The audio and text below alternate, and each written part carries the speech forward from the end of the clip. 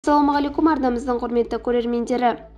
Ең соңғы жаңалықтарды алғашқылардың қатарында білгіңіз келсе, бейне астындағы лайк және подписаться таңбаларын басып, біздің арнамызға жазылуды ұмытпаңыз.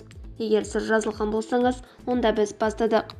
Бір айдың ішінде офтальмологиялық қызметтерге зейнетақы жинақтарының артық қаражатынан 1,4 миллиард теңге жұмсалды, деп хабарлайды Түркістан КЗ.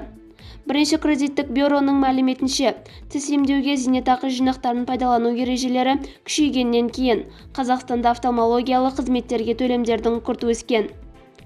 Қыркүйек айында офтальмологиялық қызметтерге 1,4 миллиард теңгеге 1611 өтініш қанағаттандырылған. Бұл тамыз айымен салыстырғанда саны бойынша 5,8 есе, ал көлемі бойынша 7 есе көп.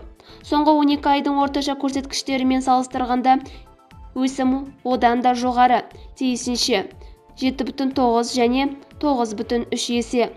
Сарапшылардың айтуынша, мұндай күрт өсімнің басты себебі тіс емдеуге арналған зейнетақы қаражатын пайдалануға қойылған жаңа шектеулер.